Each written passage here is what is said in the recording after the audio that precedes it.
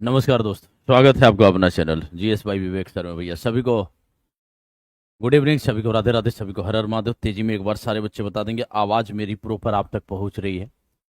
किसी भी बच्चे को कोई समस्या, कोई परेशानी कल तक ये क्लासेस में नहीं है। प्रियम यादव, प्रीति पटेल, रवि शंकर, मुस्कान मिश्रा, विशाखा तिवारी, माधुरी मिश्रा, जूली वर्मा, सभी को गुड इवनिंग, सभी को राधे राधे, सभी को हर हर महादेव। एक बार जल्दी से सारे बच्चे बता देंगे, आवाज प्रॉपर आप तक पहुंच रही है। तेजी में एक बार सारे बच्चे। शिव भक्त नमस्ते, अंकिता यादव, प्रियंका सिंह, जल्दी से एक बार बताएंगे।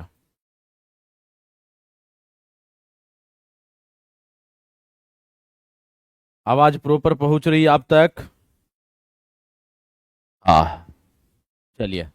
वर्षा सिंह, शिवशंकर प्रधान, बबीता तिवारी, हाँ, आयरन लेडी, सुनील रामदास जी। बिहार जी के कल मैराथन लेकर के आ रहे हैं, परेशान मत होइए। हाँ पता है, हमको भूल चुके हैं आप लोग। कोई बच्चा परेशान नहीं होगा। पहले तो सेशन को एक बार सभी बच्चे शेयर कर लेंगे। एक बार सेशन को सारे बच्चे शेयर कर लेंगे भैया, उसके बाद सेशन स्टार्ट किया जाए। चलिए देखिएगा। हाँ,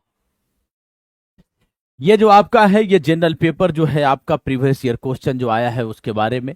ये आपका एलटी ग्रेड जो आपका यूपी एलटी ग्रेड के लिए जो आपका 7466 पदों पे जो वैकेंसी आई है, उसके लिए एक जो है मेरे तरफ से एक नई शुरुआत।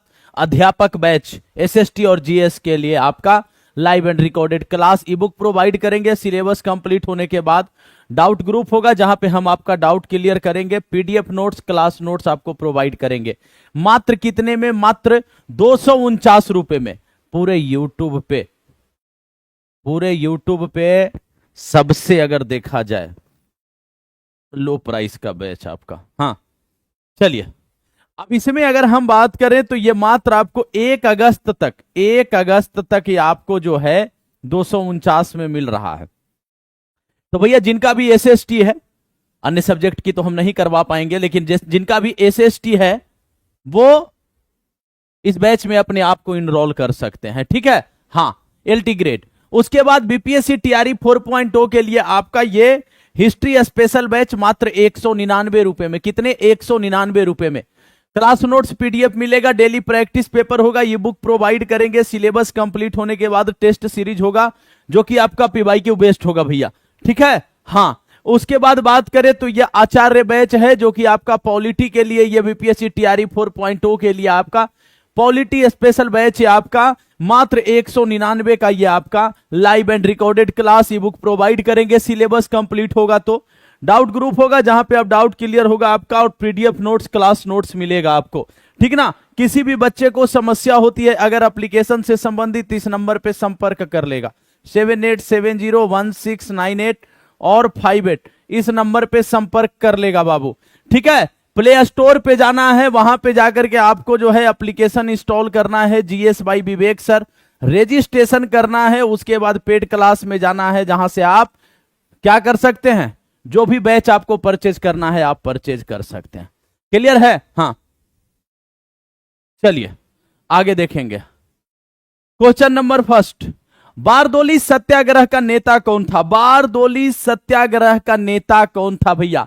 बारदोली सत्याग्रह की अगर हम बात करें, यहां पे किया क्या गया भैया? किसानों की जो है लगान जो थी, किसानों की जो लगान थी, जो किसानों के जो कर थे वो कितने बढ़ा दिए गए? 22% की वृद्धि कर दी गई। 22% की क्या कर दी गई? 22% की वृद्धि कर दी गई टैक्स में। सर 2025 एस्टेट आएगा, 1 मिनट बताएं। दिव्यांश प्रभात, देखो बाबू अभी तक कोई आयोग की तरफ से नहीं आया है कुछ, तो अब इस पे कुछ नहीं बोल सकते हैं हम। ठीक है, आएगा तो जरूर। किसानों 22% का वृद्धि कर दिया गया। बूमफील्ड के नेतृत्व में जो है आपका क्या हुआ? बूमफील्ड के नेतृत्व में ये जो है इसकी समीक्षा की गई, और यहां पे 22% से घटा करके कितना कर दिया गया? 22% से घटा करके 6.02% कर दिया गया। ठीक है, यहां पे जो नेतृत्व कर रहे थे सरदार वल्लभ भाई पटेल कर रहे थे। इनका नाम वल्लभ भाई पटेल था, और यहीं से इनको सरदार की उपाधि दी गई। क्या दी गई, सरदार की उपाधि दी गई यहीं पे बारदोली से, आपका जो है बारदोली सत्याग्रह के सफल होने पे, ठीक ना, याद रखिएगा बारदोली सत्याग्रह, ठीक है, बहुत बढ़िया। और यहां पे 22% की वृद्धि की गई थी, इसको डाउन किया गया 6.2 जो 0.2% कर दिया गया, ठीक ना। हाँ, और ये सरदार वल्लभ भाई पटेल को क्या बोला जाता है भैया, याद रखिएगा, इनको लौह पुरुष के नाम से भी जाना जाता है। किसके नाम से, लौह पुरुष के भी नाम से इनको जाना जाता है। किनको, सरदार वल्लभ भाई पटेल को। क्लियर है ना, आपस में बातचीत कोई नहीं करेगा। सरदार की उपाधि, अगला पॉइंट, निम्नलिखित में से कौन होम रूल आंदोलन से संबंध नहीं था। क्वेश्चन को ध्यान से देखते रहिएगा, सेशन को एक बार सारे बच्चे शेयर कर लेंगे भैया, सारे बच्चे सेशन को एक बार शेयर कर लेंगे। होम रूल आंदोलन, होम रूल आंदोलन की बात करें तो ये आपको याद रखिएगा, आयरलैंड के नेता जो थे, आयरलैंड के नेता रेमंड, आयरलैंड के नेता जो थे वो रेमंड से प्रभावित होकर के यहां पे शुरुआत की गई। होम रूल की अगर हम बात करें तो इसका अर्थ क्या होता है, स्वशासन होता है। क्या होता है, स्वशासन होता है होम रूल का अर्थ। अगर हम बात करें तो बाल गंगाधर तिलक जी के द्वारा स्थापना किया गया और इसका मुख्यालय कहां बनाया गया, तिलक जी के द्वारा पुणे में मुख्यालय बनाया गया।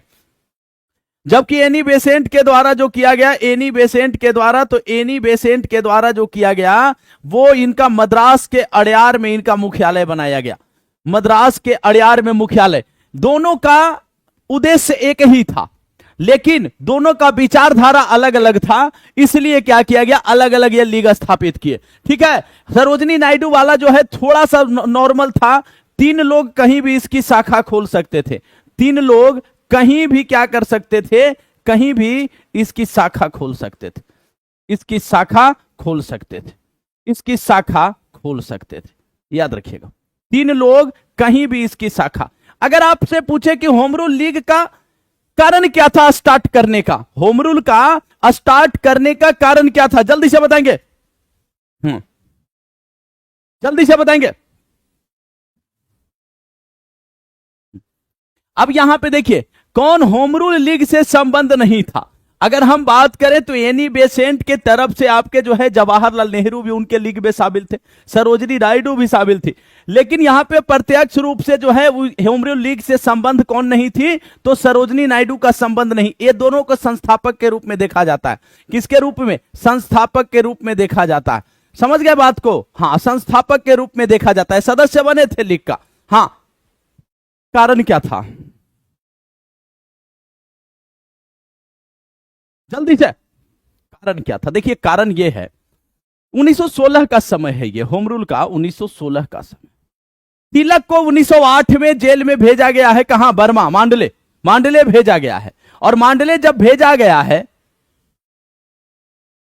तो 6 वर्ष के बाद सजा काट करके आए हैं वो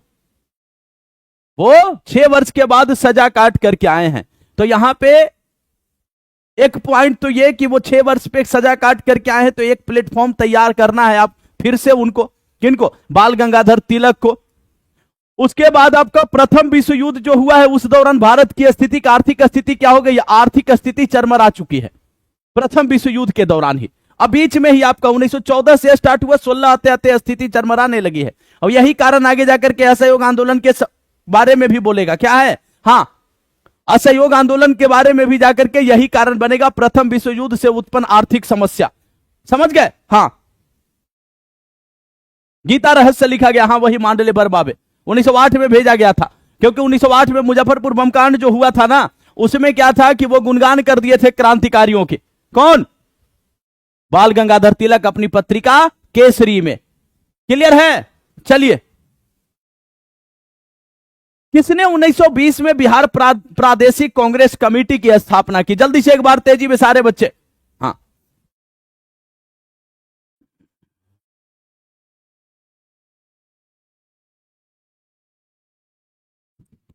जल्दी से, हाँ, 1908 में जेल भेजे गए थे। एक बार सारे बच्चे इस सेशन को एक बार शेयर कर लेंगे, शांति में पढ़ते रहेंगे।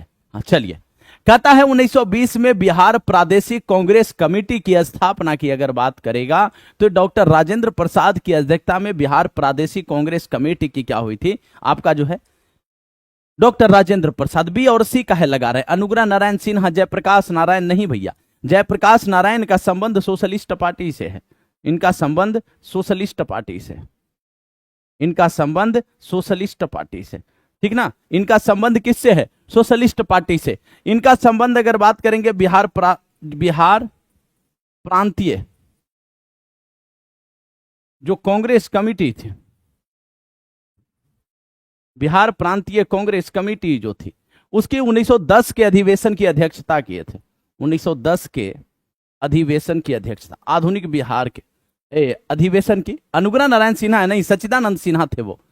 अनुग्रह नारायण सिन्हा का बात कर रहा है। ये तो बिहार विभूति बोले जाते हैं, बिहार विभूति, बिहार विभूति अनुग्रह नारायण सिन्हा, ठीक ना। यही वो व्यक्ति हैं जो साइमन कमीशन का विरोध किए हैं। क्या किए हैं? साइमन कमीशन का। जब साइमन कमीशन बिहार आया था तो ये साइमन कमीशन का विरोध किए थे। कौन? ये साइमन कमीशन का विरोध किए थे अनुग्रह नारायण सिन्हा, बिहार विभूति। हाँ, आपस में बातचीत नहीं कोई करेगा। रितेश शर्मा, बड़ी गर्म नहीं करना है, शांति में पढ़ना है। सेशन एक बार शेयर कर देंगे सभी बच्चे, आगे देखेंगे बाबू। 1936 में अखिल भारतीय किसान सभा की स्थापना बिहार में किसके नेतृत्व में? देखिए आयोग भी ना पूरे बुड़बक है, आयोग पूरे बुड़बक है। कैसे है बुड़बक? एक बात बताइए, 1936 में अखिल भारतीय किसान सभा की स्थापना 11 अप्रैल 1936 को हुई है लखनऊ में। 11 अप्रैल 1936 को हुई है लखनऊ में, लखनऊ में हुई है। लेकिन आयोग को एक तरफ अगर देखा जाए ना, आयोग मूर्ख भी ना है, आयोग दिमाग झेलती है। क्या दिमाग है भैया? क्योंकि 1929 में आपका बिहार प्रांतीय क्या हुआ है? किसान सभा की स्थापना हुई है, बिहार प्रांतीय किसान सभा। बिहार प्रांतीय किसान सभा की स्थापना कब हुई? 1929 में। इसकी अध्यक्षता कौन कर रहे थे? सहजानंद सरस्वती। हुआ तो 28 में ही था बिहटा में, लेकिन औपचारिक गठन 1929 में हुआ है सोनपुर मेला में, ठीक है। अध्यक्षता कर रहे थे सहजानंद सरस्वती।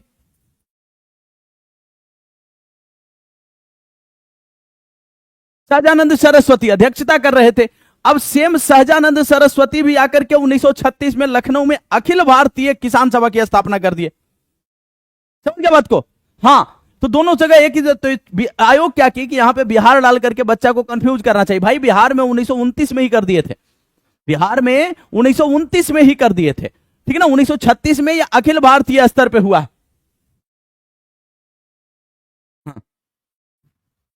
समझ गया बात को? चलिए, कोई समस्या कोई परेशानी यहां पे? बिहार प्रांतीय, अगर आपको एक बात करेगा बिहार प्रांतीय किसान सभा का तो यहां पे, और अगर आपका बोलेगा कि बिहार में आपका जो है, बिहार में बिहार किसान सभा कब हुआ, बिहार में किसान सभा का आयोजन कब किया गया, जल्दी से एक बार बताएंगे।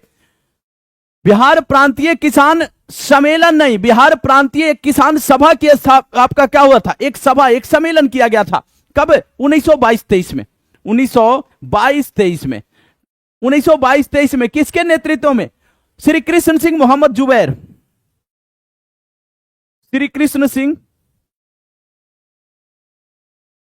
और मोहम्मद जुबैर।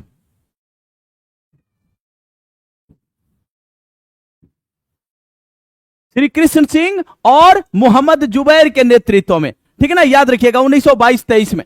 एकदम बहुत लाजवाब भैया, कल आ रहे हैं बिहार जी के लेकर के, भूलना नहीं है, ठीक है ना। हाँ, सेशन एक बार सारे बच्चे शेयर कर लेंगे, सेशन को एक बार सारे बच्चे शेयर कर लेंगे।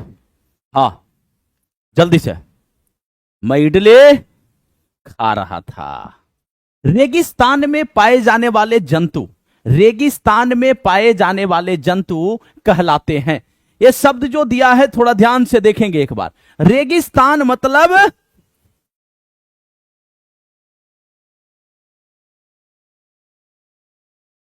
केवल बालू ही बालू हो, केवल बालू ही बालू हो। अब अगर हम बात करें इसमें आंसर क्या होगा, तो आंसर होगा भैया डेजर्टिकोलस। क्या हो जाएगा? डेजर्टिकोलस हो जाएगा।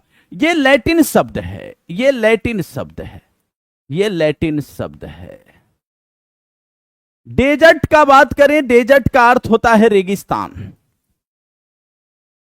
रेगिस्तान।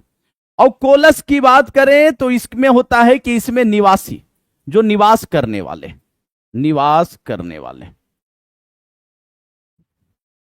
निवास करने वाले, डेजर्टिकोलस। क्या? डेजर्टिकोलस, ठीक ना? हाँ, डेजर्टिकोलस। जल्दी से। बिहार में बिहार जाति सर्वेक्षण 2023 द्वारा निम्नलिखित में से कौन सा तथ्य उजागर हुआ है?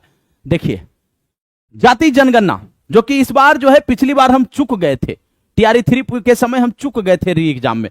इस बार आपको यह जाति जनगणना भी करवाएंगे। हाँ, विशाखा तिवारी, क्या बात है, क्या समस्या है बताइए जरा एक बार, क्या दिक्कत है बोलिएगा। हाँ सर, आपसे रिक्वेस्ट है, आप 10 का एससीईआरटी पढ़ा दीजिए एक मैराथन में। ठीक है भैया, और जल्दी से एक बार, साइड हो चुके हैं। अब ये यहां पे इस बार जो है जाति जनगणना, बजट, आर्थिक सर्वेक्षण, सब कुछ टीआरई 4 के पहले धुआं उड़ा दिया जाएगा, ठीक ना? हाँ, अब ये कह रहा है उच्च जाति 15.52%। ध्यान दीजिए थोड़ा, साइड हो चुके हैं, आपका रुमुआ छोड़ के भाग जाएं। हाँ,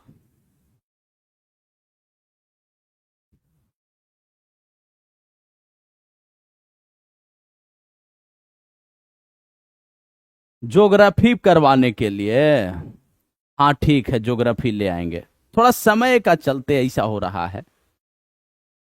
अच्छा, अंदाजिए सब मार रहा है ना, कोई ये मार रहा है, कोई सी मार रहा है। एक बात बताओ, उच्च जाति 15.52, अनुसूचित जाति अनुसूचित जनजाति 21.33 और पिछड़ी जाति 63.14। पूरा का पूरा स्टेटमेंट सही दिया है कि ना? एक से अधिक हो जाएगा कि नहीं हो जाएगा? जल्दी से बताओ हमको, बताओ, सही दिया है कि ना? सही दिया है। एक से अधिक सब सही है, ए होगा।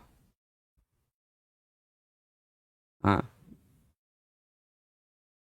ज्योग्राफी जनरल पेपर का, हाँ जनरल पेपर का ज्योग्राफी ला रहे हैं, परेशान मत होइए कोई।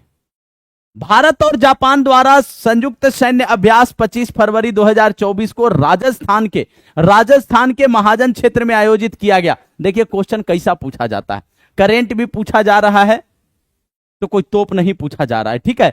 तो 25 फरवरी 2024 को राजस्थान के महाजन क्षेत्र में आयोजित किया गया संयुक्त सैन्य अभ्यास का नाम 40-40 सैनिक दोनों तरफ से थे। 40-40 सैनिक जो आपके थे वो दोनों तरफ से थे, ठीक ना? हाँ, तो इसका नाम क्या था भैया? इसका नाम था धर्म गार्डियन 2024। क्या था? धर्म गार्डियन 2024। हाँ,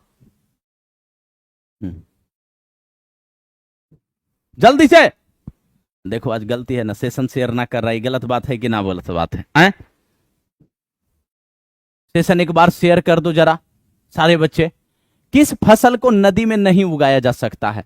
नदी मतलब बहते पानी में, नदी कहने का अर्थ है कि बहते पानी, बहते जल में, बहते जल में नहीं उगाया जा सकता है।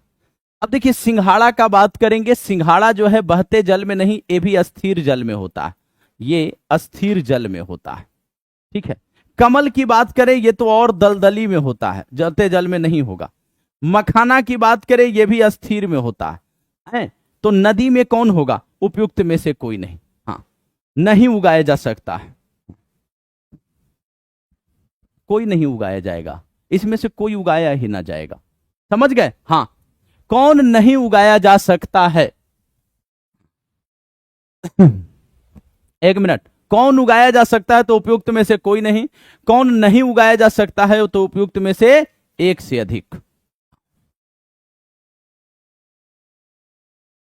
सब तालाब में होता है। हाँ सर जी, अब डर लग रहा है, कहला ई होगा कि डी होगा? कंफ्यूज आओ मत, सुनो पहले, डी होगा। हाँ, ये को नया आईडी किसका दिख रहा है अंग्रेजी में जी? डायरेक्ट आईडियो नहीं बनाता है, लेफ्ट हैंड में इतना एक हाथ छोड़ेगा पहले, फिर राइट हैंड में छोड़ेगा, फिर बीचवा में नाम लिख देगा। का है, खिलाड़ी है सब, अब सेशन को शेयर उयर ना करना है। दिल्ली के लाल किले में आजाद हिंद फौज का प्रसिद्ध मुकदमा हुआ था।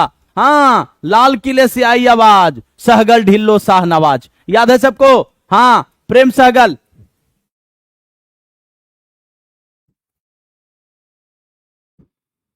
हाँ, ढिल्लो शाहनवाज।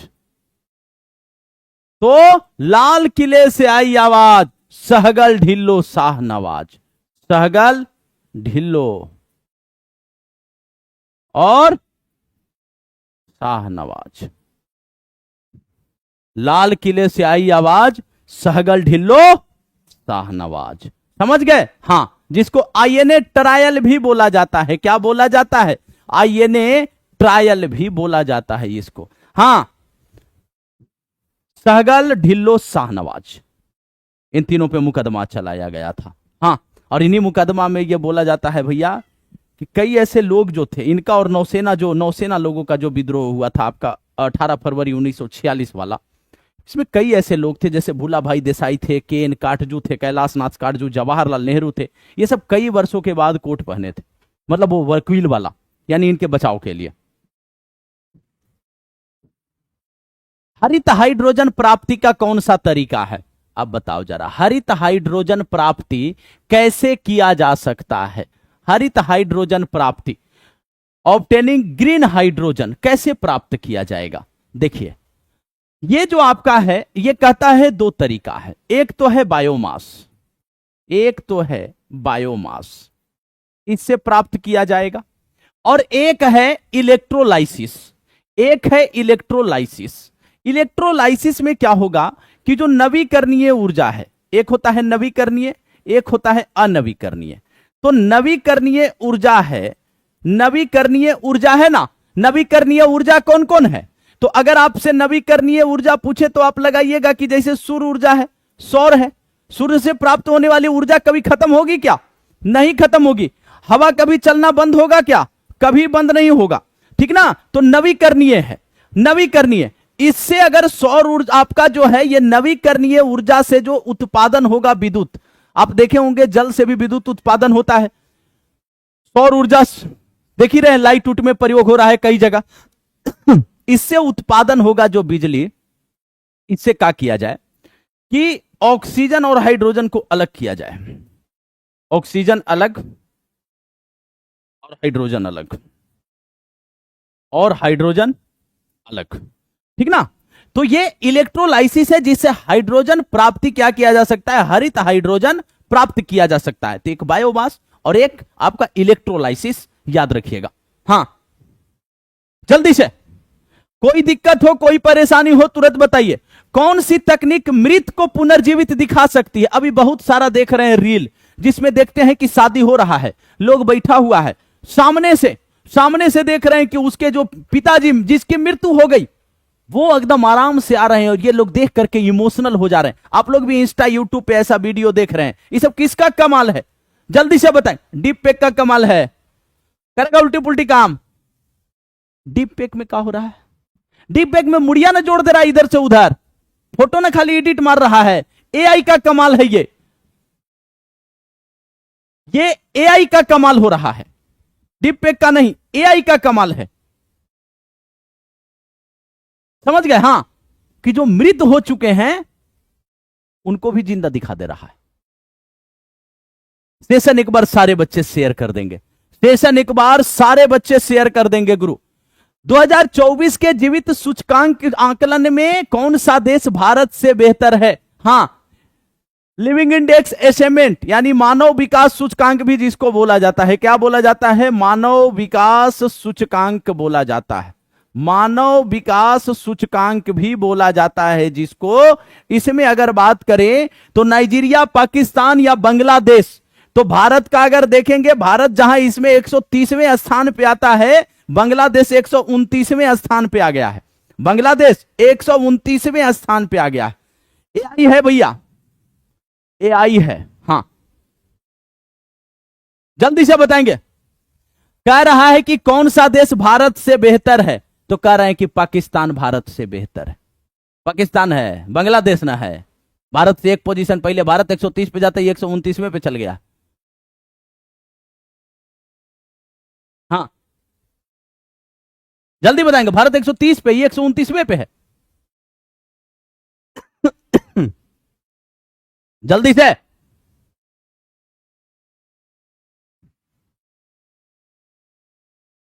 हाँ, किसानों के हित में गांधी जी ने 1917 में चंपारण सत्याग्रह किसके सहयोग से किया था? देखिए कितना बढ़िया क्वेश्चन पूछा, किसके सहयोग से किया था? हाँ जल्दी से एक बात, तो गांधी जी ने 1917 में चंपारण सत्याग्रह किसके सहयोग से किया था? तो ये अगर हम बात करें चंपारण सत्याग्रह, एक क्वेश्चन टीआरई में यह पूछा गया, किस कांग्रेस के अधिवेशन में चर्चा का विषय रहा? जल्दी से बताएंगे, एक क्वेश्चन पूछा गया था, किस अधिवेशन में चर्चा का विषय?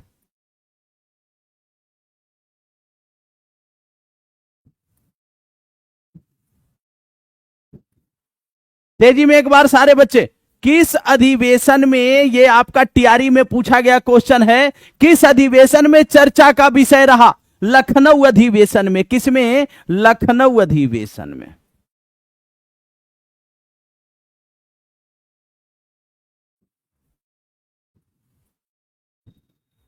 लखनऊ अधिवेशन में चर्चा का विषय रहा, क्योंकि यहीं पे प्रस्ताव पारित किया गया, प्रस्ताव यहीं पे प्रस्तुत हुआ, प्रस्ताव यहीं प्रस्तुत हुआ, यहीं से पारित किया गया। बताना यह है लखनऊ अधिवेशन की अध्यक्षता कौन कर रहे थे? जल्दी से एक बार, लखनऊ अधिवेशन की अध्यक्षता किसके द्वारा की जा रही थी? तेजी में एक बार सारे बच्चे, लखनऊ अधिवेशन की अध्यक्षता कौन कर रहा था? जल्दी से बता देंगे, लखनऊ अधिवेशन की अध्यक्षता कौन कर रहा था बाबू? तो अंबिका चरण मजूमदार कर रहे थे। कौन कर रहे थे? अंबिका चरण मजूमदार।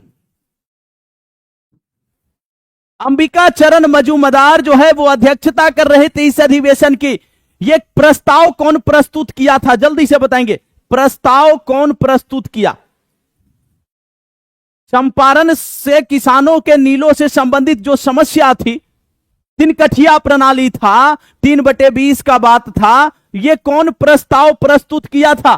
ब्रजकिशोर प्रसाद। तेजी में बताएंगे, ब्रजकिशोर प्रसाद, जो कि जयप्रकाश नारायण के ससुर थे, ब्रजकिशोर प्रसाद प्रस्ताव प्रस्तुत किए थे। और महात्मा गांधी के द्वारा इनको क्या बोला गया? बिहार के सेवा जीवन का प्राण बोला गया था। क्या बोला गया था? बिहार के सेवा जीवन का प्राण बोला गया था। तो यहां पे राजेंद्र प्रसाद थे बाबू। कौन थे? राजेंद्र प्रसाद थे, याद रखिएगा। हां, महादेव देसाई, ध्यान दीजिए थोड़ा, महादेव देसाई, नरहरि पारीख, नरहरि पारीख, रामनवमी प्रसाद, धरनीधर प्रसाद, ठीक है, हां, जेबी कृपलानी, ये सब याद रखना है आपको। निमंत्रण कौन दिया था? निमंत्रण राजकुमार शुक्ल दिए थे। निमंत्रण कौन दिया? निमंत्रण दिए राजकुमार शुक्ल। निमंत्रण कौन दिया बाबू? निमंत्रण राजकुमार शुक्ल के द्वारा दिया गया था। चंपारण में अंधेरा किस पत्रिका में लिखा गया? जल्दी से बताएंगे, जल्दी से। तो अगर आपसे पूछे चंपारण में अंधेरा, सेशन को सारे बच्चे शेयर कर देंगे बाबू। चंपारण में अंधेरा किसने लिखा? चंपारण में अंधेरा नाम से जो है एक लेख लिखा गया, किसके द्वारा? तो चंपारण में अंधेरा जो है यह प्रताप पत्रिका में लिखा गया था। किसमें? प्रताप पत्रिका में लिखा गया। किसके द्वारा? गणेश शंकर विद्यार्थी के द्वारा। गणेश शंकर विद्यार्थी के द्वारा, सब याद रखो, गणेश शंकर विद्यार्थी के द्वारा यह लेख लिखा गया। क्लियर है? गांधी जी की जान किसने बचाई चंपारण सत्याग्रह के दौरान? हां, राजकुमार को सलाह कौन दिया जाने का लखनऊ? ये निकले वहां से कानपुर, राजकुमार शुक्ल जो इनको सलाह दिए, गणेश शंकर विद्यार्थी से प्रेरित होकर के ये गए। जल्दी से बताएंगे। तो अगर आपसे बात करें यहां पे चंपारण में अंधेरा, ये इनके द्वारा गांधी जी का जान बचाया बतक मियां। कौन बचाया? बतक मियां। एकदम गुरु, लाजवाब आंसर, गजब। चंपारण अधिनियम टीआरई में पूछा गया था किस महीना में? जल्दी से एक बार बता देंगे तो। चंपारण अधिनियम कब आया भैया? चंपारण अधिनियम कब लागू किया गया? जल्दी से बताएंगे किस महीने में? टीआरई में पूछ दिया गया। चंपारण अधिनियम किस महीने में लागू किया गया था? कब? 4 मार्च 1918 था।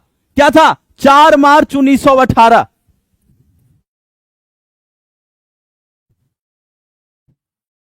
4 मार्च 1918। देखिए महीना पूछा गया था, केवल 1918 मत याद रखिए, महीना पूछा गया था वहां पे। हां जल्दी से। चंद्रमा सदृश ग्रह कौन सा है? चंद्रमा के जैसा कौन सा ग्रह है भैया? एक बात बताइए, चंद्रमा के जैसा पृथ्वी है क्या? बुध है क्या? मंगल है? चंद्रमा के जैसा कौन सा? पहली बात, चंद्रमा है जो आपको पता है पृथ्वी का एकमात्र प्राकृतिक उपग्रह है। पृथ्वी का एकमात्र, पृथ्वी का एकमात्र जो है प्राकृतिक उपग्रह है ये, प्राकृतिक उपग्रह। पृथ्वी का एकमात्र प्राकृतिक उपग्रह अगर पूछा जाए तो चंद्रमा है। जल्दी से एक बार बताएंगे। अब कह रहा है कि चंद्रमा के सदृश कौन सा है? चंद्रमा के सदृश कौन सा? मंगल है, सुनिए, अर्थ है, और सब बता दियो पहले, सब बोल लो पहले। चंद्रमा सदृश ग्रह कौन सा है? एक पृथ्वी का एकमात्र क्या है? ये पृथ्वी का एकमात्र उपग्रह है। हां जल्दी से एक बार।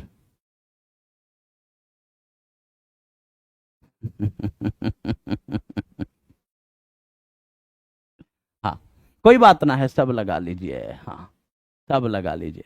याद रखिएगा, चंद्रमा के सदृश जो ग्रह है वो आपका कौन सा है? चंद्रमा के सदृश जो ग्रह है, ऑल इन वन शॉट, बुध है। कौन सा है? बुध है। याद रखो, थोड़ा ध्यान से, गलती ना हो। हां चंद्रमा के सदृश बुध है।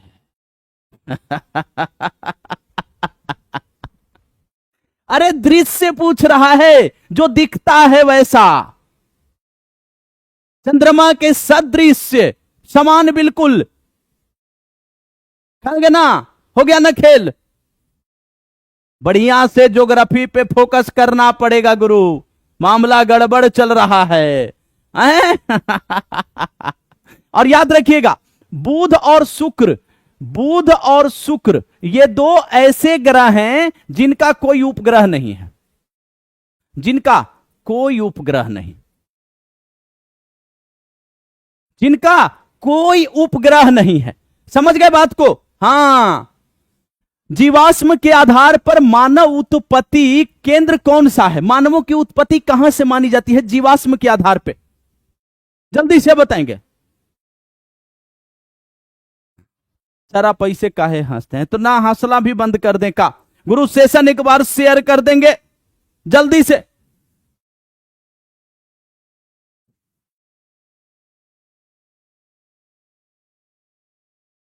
हाँ कह रहा है कि जीवाश्म के आधार पे आपका मानव उत्पत्ति, देखिए याद रखिएगा ये अफ्रीका है, और अफ्रीका की रिफ्ट घाटी है। ये तो पूरा पूरा क्लियर लिख दिया, अफ्रीका की रिफ्ट घाटी जीवाश्म के आधार पे मानव उत्पत्ति का केंद्र माना जाता है, कि मानवों की उत्पत्ति सर्वप्रथम जो है वो अफ्रीका के रिफ्ट घाटी से ही हुई है। ठीक है ना? एकदम सब लाजवाब आंसर दे रहा है बाबू, गजब लाजवाब। भारत में शुष्क बिंदु बस्ती कहां मिलती है? शुष्क बिंदु बस्ती, dry point settlement is found in India. बाढ़ क्षेत्रों में शुष्क मिलेगा क्या? बाढ़ क्षेत्रों में ड्राई पॉइंट मिलेगा? नहीं मिलेगा। अगर बात करें भारत में शुष्क बिंदु बस्ती, तो बीकानेर में, अरावली प्रदेश में, ये दोनों पॉइंट है। तो यहां पे क्या हो जाएगा? एक से अधिक हो जाएगा, केवल बीकानेर नहीं।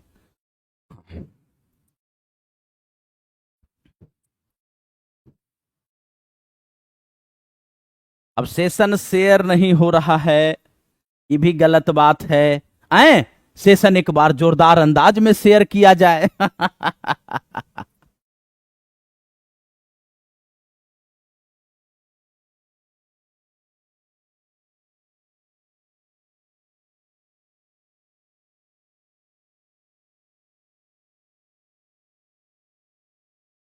जल्दी से बताएंगे भैया। पीडीएफ भी मिलेगा। हाँ हाँ, एगो कह रही है कि भैया ओनली बीकानेर होगा, बीकानेर भी है, अरावली भी है, थोड़ा याद रख के रखिएगा। हाँ, ओनली बीकानेर नहीं है। हाँ ठीक है, चलिए आगे बढ़िएगा। बीकानेर और अरावली प्रदेश दोनों है भैया, थोड़ा याद रखिएगा। हाँ, बिहार के किस जिले में धान का उत्पादन सर्वाधिक होता है? भाई टाइपिस्ट बड़ा खिलाड़ी है हमरा, सर्वाधिक होता है धान का, जल्दी से बताएंगे। हाँ जल्दी से बताएंगे।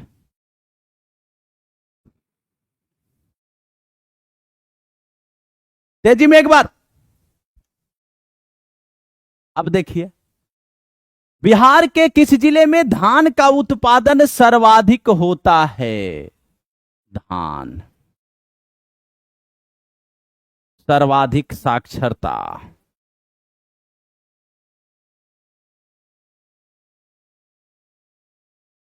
पायराइट्स,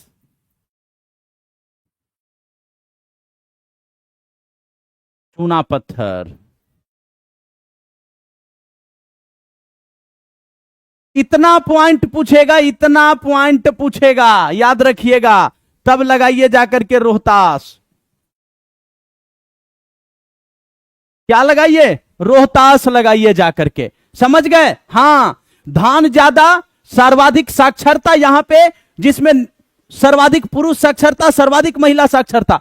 पायराइट्स यहां पे 95%, भारत का 95% पायराइट्स, 95% पायराइट्स रोहतास के अंदर। चूना पत्थर कैमूर की पहाड़ी रोहतास में मिलता है, यह सब याद होना चाहिए। हाँ समझ आए सबको? हाँ, अब अगर आपसे पूछे एक बात बताइए, अगर पूछे कि भैया न्यूनतम साक्षरता कहां का है, जल्दी बताइएगा। न्यूनतम साक्षरता कहां का? सर्वाधिक साक्षरता तो रोहतास का, न्यूनतम साक्षरता कहां का, जल्दी से बताएंगे। हां, और न्यूनतम जो है पुरुष साक्षरता, न्यूनतम पुरुष साक्षरता, न्यूनतम पुरुष साक्षरता और न्यूनतम महिला साक्षरता, जल्दी से बताएंगे एक बार। न्यूनतम महिला साक्षरता, न्यूनतम महिला साक्षरता, न्यूनतम पुरुष साक्षरता, जल्दी से एक बार। अरे पूरा का आंसर, एगो का आंसरवा दे के भाग कह रहा है सब। एगो का आंसरवा दे के चल जा रहे हैं, क्या सोच रहे हैं कि गुरुजी नहीं देख रहे हैं, हैं? न्यूनतम साक्षरता पूर्णिया का, न्यूनतम पुरुष पूर्णिया का, और न्यूनतम महिला साक्षरता, न्यूनतम महिला साक्षरता कितना बच्चा जानता है कि पूर्णिया हो जाएगा? हैं? बता दो तुम लोग, हम पूर्णिया लगा दें ना? हम ना लगाएंगे पूर्णिया। सहरसा होगा तो सहरसा लगाएंगे, पूर्णिया कैसे लगा दें? कहां लगाएंगे? सहरसा। हां, भोजपुर, रोहतास, नालंदा, क्लियर? हाँ याद रखिए। और साक्षरता दर 68, याद रखिएगा। साक्षरता प्रतिशत कितना है? तो साक्षरता जो है बिहार का 61.8%, बिहार का 61.8। इल्तुतमिश का तत्कालीन उत्तराधिकारी कौन था? ध्यान दीजिए थोड़ा सा। अगर हम बात करें कि भैया कुतुबुद्दीन ऐबक आया, कौन आया? कुतुबुद्दीन ऐबक आया, कुतुबुद्दीन ऐबक आया, और आपका 1206 से 1210 में क्या उसको बोलते हैं, अरे का खेल रहा था, पोलो खेल रहा था, चौगान खेलते समय घोड़ा से गिर गया, मर गया, मर गया। अब कुतुबुद्दीन ऐबक 1206 से 1210 तक रहा, फिर आता है आराम शाह, फिर आता है आराम शाह, मात्र कितना? 10 महीना आराम किया। इसके बाद आया इल्तुतमिश, वास्तविक संस्थापक इल्तुतमिश, ठीक है? इल्तुतमिश शासन करेगा 1211 से लेकर के 1236 तक। लेकिन इसी 36 के बीच में इल्तुतमिश के बाद जो है एक इसका पुत्र जो रुकनुद्दीन फिरोज आएगा। कौन आएगा? रुकनुद्दीन फिरोज। रुकनुद्दीन फिरोज आएगा। इसकी मां जो सात तुर्कान है उसका दबदबा इस पे कायम रहेगा दरबार पे, ठीक ना? और इसके बाद ये जो है मुश्किल से 7 महीना ये शासन कर पाएगा और फिर रजिया आ जाएगी। हाँ, अल्लाह बचाए मेरी जान। हैं? अल्लाह बचाए मेरी जान। रजिया 1236 से 40 अल्तुनिया पे, उधर भटिंडा अल्तुनिया पे अटैक के लिए जाना। Altunia will you marry me का प्रपोजल देगा, ये बोलेगी यस। हाँ, जल्दी से बताएंगे एक बार, क्लियर है कि ना क्लियर है? शाह तुर्कान का कब्जा रहा। अब रजिया कौन लगा रहे थे भैया?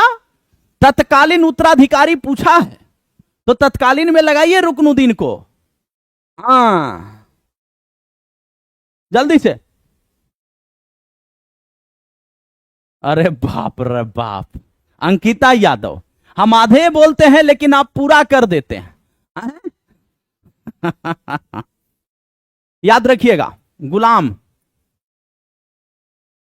खिलजी, तुगलक, सैयद और लोदी, 5 वंश शासन किया है दिल्ली सल्तनत पे। कितना वंश? 5 वंश शासन किया है, ठीक ना? ये 5 वंश में याद रखिएगा सबसे कम समय तक ये शासन किया, सबसे कम समय तक ये, और सबसे अधिक समय, सबसे अधिक समय तक ये 1206 से लेकर के 1290 तक शासन किया है। कौन? गुलाम वंश। सेशन एक बार सारे बच्चे शेयर कर देंगे। ये जो है आपका 1290 से लेकर के 1320 तक, मात्र आपका 30 साल। ये जो है आपका 1320 से लेकर के 1414 तक, ये जो आपका है 1414 से लेकर के 1451 तक, और ये जो है 1451 से लेकर के 1526 तक। जब तक इसको बाबर युद्ध स्थल में मार नहीं देता है तब तक ये शासन संभाले रहेगा। समझ आया? हाँ, एकदम लाजवाब गुरु, यही तो बोलते हैं। 40 के संगठन को किसने समाप्त किया? 40 के संगठन, तुर्कान चहलगानी, तुर्कान ये चहलगानी, तुर्कान ये चहलगानी, इसको चालीसा दल भी बोला जाता है। क्या बोला जाता है? चालीसा दल भी बोला जाता है। क्या बोला जाता है? चालीसा दल भी बोला जाता है इसको। तुर्कान चहलगानी, स्थापना कौन किया था? स्थापना किया था इल्तुतमिश। इल्तुतमिश स्थापना किया था तुर्कान ये चहलगानी का। ये जो है सुल्तान से भी बड़ा समझने लगा 40 तुर्क सरदार अपने आप को। बलबन क्या बोला? बलबन बोला बेटा कंट्रोल, पावरफुल हम हैं, पावरफुल केवल ऑल इन वन सुल्तान होगा, बाकी कोई नहीं। बलबन समाप्त कर दिया, बलबन समाप्त। बलबन क्या करेगा? समाप्त कर देगा। बलबन का एक जो है पॉइंट आपको याद होगा, सिजदा और पैबोस, सिजदा और पैबोस चलाया। जैसे ही सुल्तान सामने है, झुक करके सलाम ठोकना है, लेट करके सामने जाकर के उसके पैर को चूमना है, ये था। हाँ, सिजदा पैबोस। ये जो है आपका क्या क्या? रक्त लौह की नीति अपनाया, विरोध कीजिएगा उड़ा दिया जाएगा। रक्त एवं लौह की नीति।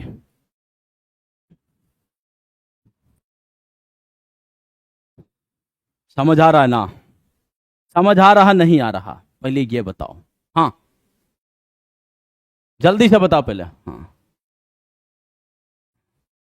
बीपीएससी का जीएस कोर्स कैसे परचेज करें? भैया एक नंबर दिए हैं सबको, 7870169858, एक नंबर दिए हैं, और प्ले स्टोर पे जाकर के GS by Vivek sir application को इंस्टॉल कीजिए, समस्या नहीं आएगा।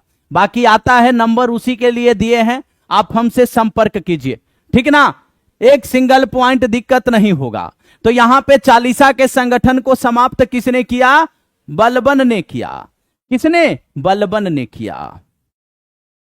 1886 के अधिवेशन में भारतीय राष्ट्रीय कांग्रेस का अध्यक्ष कौन था? 1886 के अधिवेशन में 1886 के अधिवेशन में, 1893 के अधिवेशन में और 1906 के अधिवेशन में। अगर ये तीनों में पूछता है दादा भाई नौरोजी,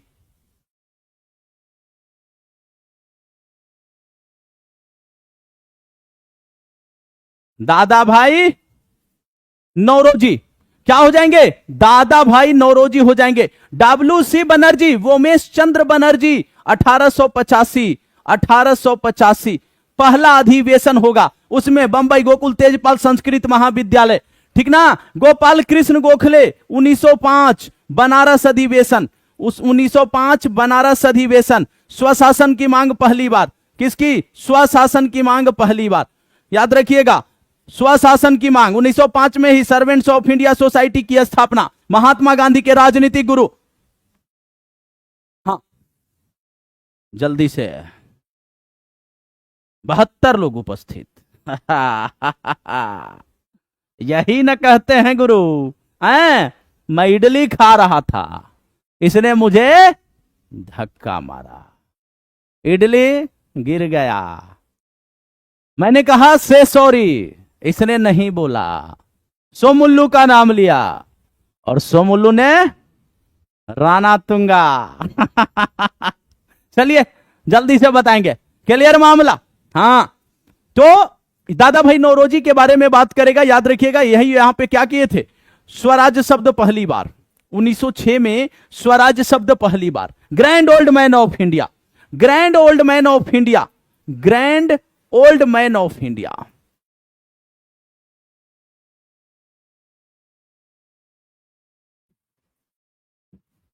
पहले भारतीय जो ब्रिटिश संसद के लिए क्या हुए? चुनाव को जीते ये, ठीक ना, फिंसवरी से। हाँ राणा तुंगा। कांग्रेस के उदारवादी, जल्दी से बताएंगे, उदारवादी नेताओं की मुख्य मांग। अगर हम बात करें कांग्रेस की स्थापना 1885 से लेकर के बंगाल विभाजन तक के समय को क्या बोलते हैं? क्योंकि सारा का सारा मामला तो बंगाल विभाजन के बाद पलटेगा।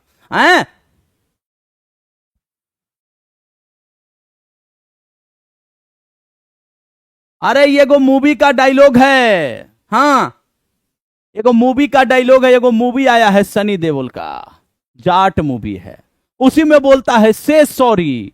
सॉरी नहीं बोलता, उसके चक्कर में सबको धोते रहता है। लास्ट में राणा तुंगा जो रणदीप हुड्डा है वो बोलता है सॉरी। हाँ मूवी का डायलॉग है ये, एक समझ गए, हमको थोड़ा पसंद आ गया है इसी वजह से बोलते हैं। ये उदारवादी हैं, ये उदारवाद है। 1905 बंगाल विभाजन होगा, मतभेद यहां से शुरू होगा, 1919 तक के जाएगा ये मामला। यहां पे क्रांतिकारियों के कार्यों में उनकी जो है, जो कार्यशैली होगी उनकी, जो अपनी समस्या को जो है बताने का जो तरीका होगा वो बदल जाएगा, वो हिंसात्मक हो जाएगा, ठीक ना। हाँ तो यहां पे क्या हो जाएगा? ये उग्रवादी हैं। गांधी जी आ चुके हैं, गांधी जी आकर के क्या करेंगे भैया? सबसे पहले 3 गो क्षेत्रीय आंदोलन back to back, Champaran, Ahmedabad और खेड़ा का संभाले। पहले बीएचयू का शिलान्यास करेंगे, साबरमती आश्रम की स्थापना करेंगे, कांग्रेस की आलोचना करेंगे, और उसके बाद 1919 रॉलेट एक्ट के लिए 30 मार्च का डेट फिक्स करेंगे, डेट को बढ़ा करके 6 अप्रैल करेंगे, लेकिन लोगों को पहले का डेट ही याद है। हो गया उधर बवाल, 13 अप्रैल 1919 जालियांवाला बाग हत्याकांड, गांधी जी को पंजाब दिल्ली में एंट्री बैन कर दिया गया। तो ये जो आपका है ये गांधीवादी चरण है।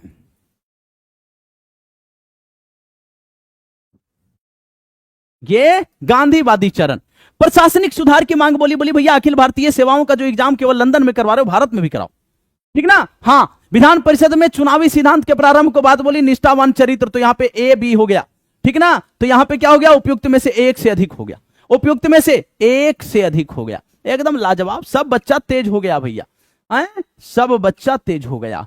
1947 में इंडिया डिवाइडेड एक पुस्तक किसने लिखी? 1947 में इंडिया डिवाइडेड। सेशन को एक बार शेयर कर दीजिएगा। समझ आ गया ना से सॉरी काहे बोलते हैं? रामचरण, अरे तुम भी ना समझ पा रहे थे इतना दिन से। तुम भी ना समझ पा रहे थे, बताओ जल्दी से।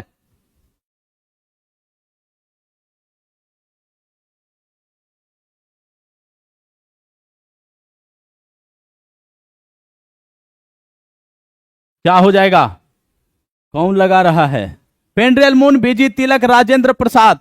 राजेंद्र प्रसाद, राजेंद्र प्रसाद के द्वारा एक पुस्तक और लिखी गई, एक नहीं कई पुस्तक, लेकिन एक याद रखिएगा, खादी लिखा गया। और गांधी जी के चंपारण सत्याग्रह से संबंधित, चंपारण में गांधी जी,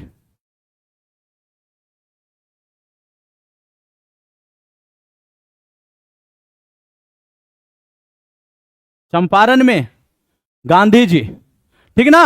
हाँ, चंपारण में गांधी जी, ठीक है, इसको याद रखना है।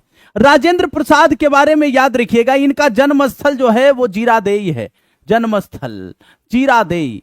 और किसके द्वारा जीरादेई को तीर्थस्थल बोला गया, जल्दी से बताएंगे। जीरादेई जो राजेंद्र बाबू का जन्मस्थल है, इसको तीर्थस्थल किसके द्वारा बोला गया, जल्दी से बताएंगे।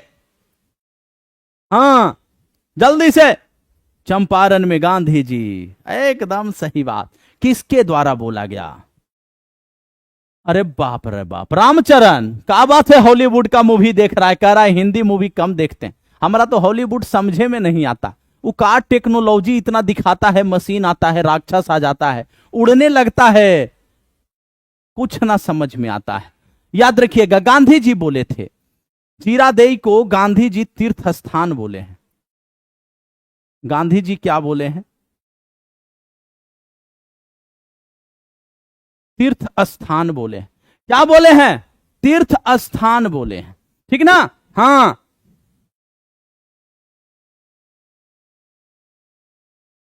जल्दी से बताएंगे एक बार। हाँ मराठी में केसरी एक समाचार पत्र किसने प्रारंभ किया? देखिए यहां से क्वेश्चन बनेगा, मराठा और केसरी, शिवाजी उत्सव, गणपति उत्सव, ये प्रारंभ किए। होम रूल लीग की स्थापना किए।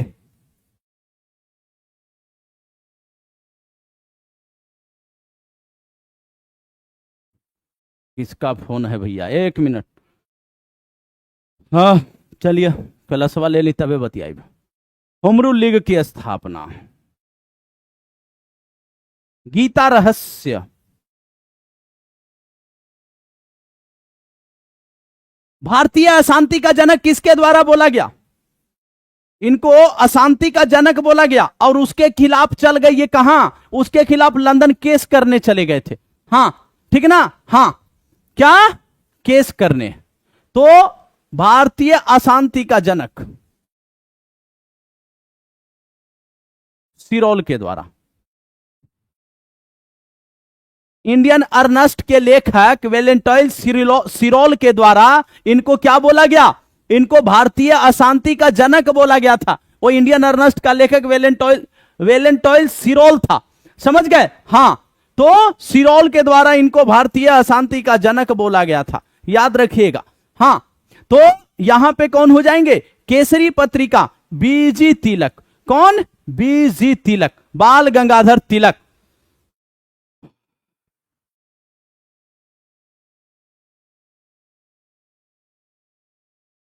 जल्दी से बताएंगे, क्लियर मामला?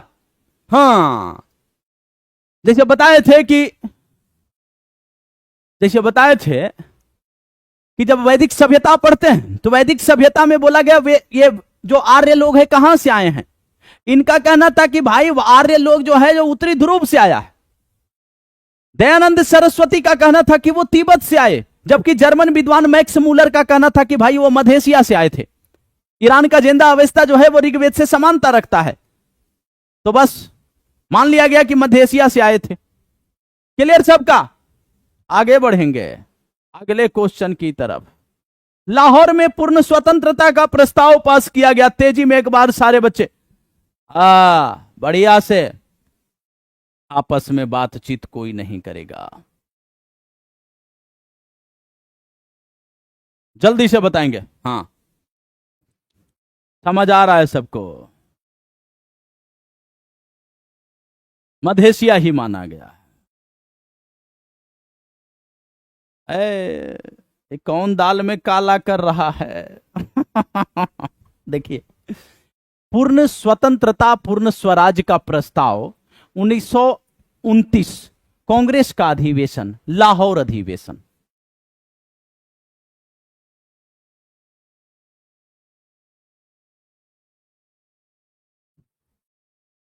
कौन सा? लाहौर अधिवेशन। अध्यक्षता कौन कर रहा था? कमेंट सेक्शन में सारे बच्चे, अध्यक्ष कौन था?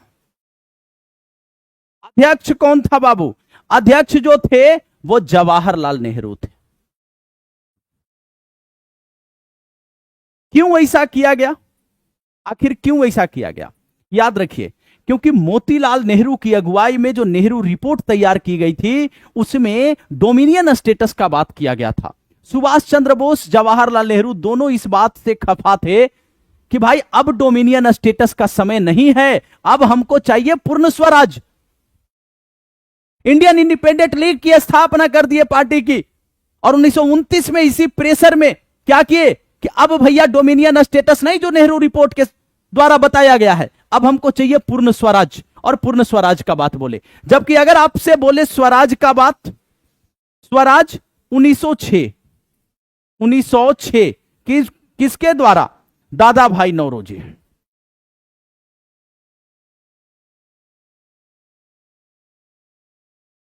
1905 स्वशासन, बाल गंगाधर तिलक।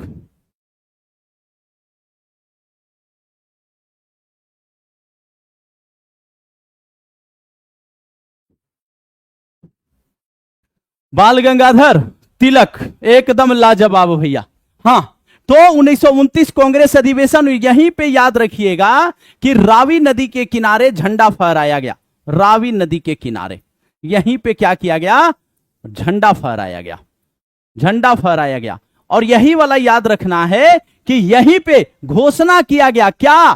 कि भाई अगले साल से 26 जनवरी को स्वतंत्रता दिवस मनाया जाएगा। अगले साल से 26 जनवरी को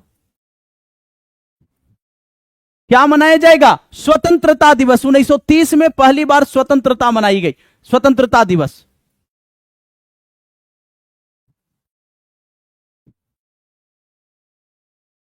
मनाने का निर्णय। इसी चलते ना हमारा संविधान जो है बन करके 26 नवंबर 1949 को तैयार था, फिर भी हमारे संविधान को लागू 26 जनवरी 1950 को किया गया। यही रीजन था 1929 का लाहौर अधिवेशन ही। जल्दी से बताएंगे।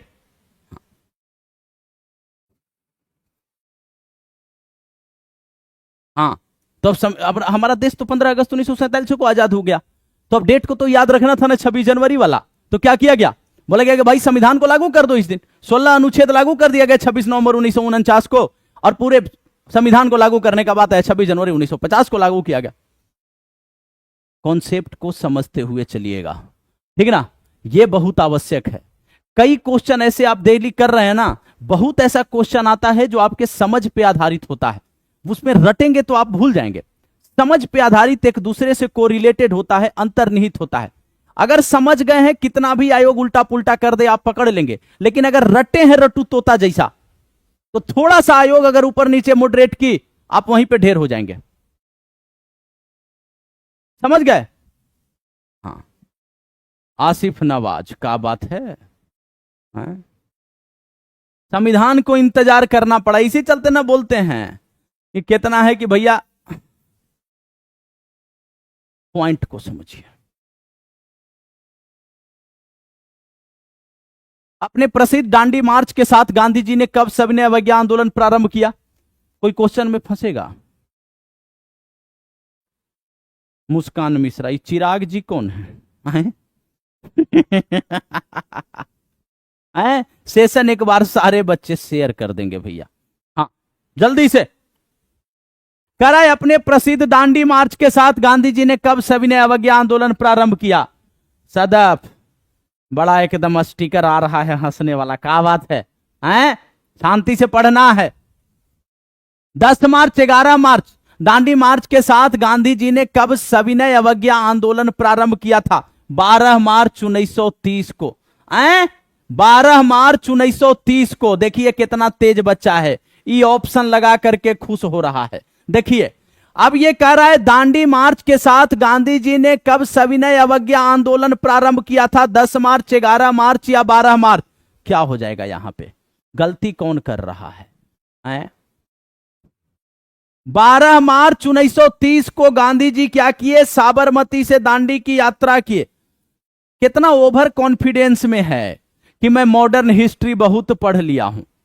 थोड़ा सुनो बात को, मॉडर्न हिस्ट्री क्या किया हूं? बहुत पढ़ लिया हूं, तो गलती नहीं होगा। सुनो, साबरमती आश्रम से दांडी के लिए, और यहीं से आप प्रारंभ हो जाता है सविनय अवज्ञा आंदोलन।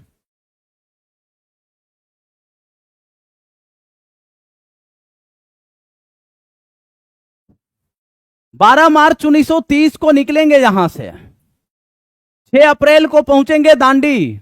पहुंचते तो 5 को हैं, लेकिन 6 अप्रैल को क्या करेंगे? एक मुट्ठी नमक उठा करके कानून का उल्लंघन करेंगे। ध्यान दीजिएगा थोड़ा। हां, एक मुट्ठी नमक उठा करके कानून का उल्लंघन करेंगे। 6 अप्रैल 1930 को पहुंचेंगे दांडी, गुजरात नवसारी जिला। यहां पे एक मुट्ठी नमक उठा करके कानून का उल्लंघन करेंगे। एक मुट्ठी नमक उठाकर।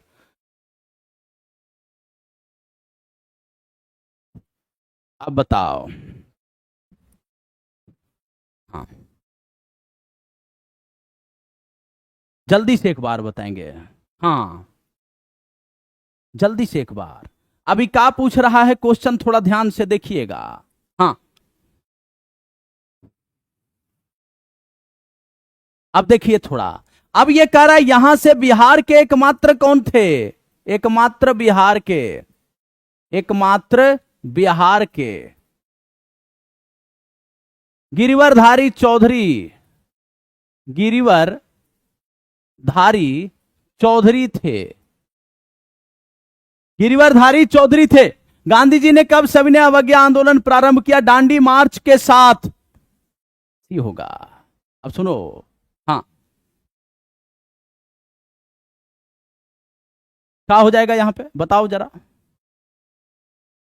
हाँ,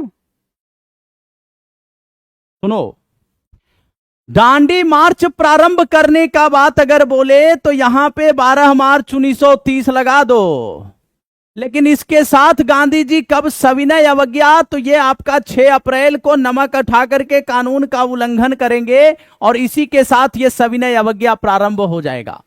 समझ गए? लेकिन यहां पे समझना यह है कि ये जो दांडी यात्रा था, ये दांडी यात्रा इसी का पार्ट था। ये भी बात याद रखना। दांडी यात्रा क्या था? दांडी यात्रा इसी का पार्ट था। किसका? ये जो दांडी यात्रा हुआ है, सविनय अवज्ञा आंदोलन के प्रारंभिक चरण ये दांडी यात्रा ही है। ठीक है? हां, सुनो, अरे सुन लो पहले।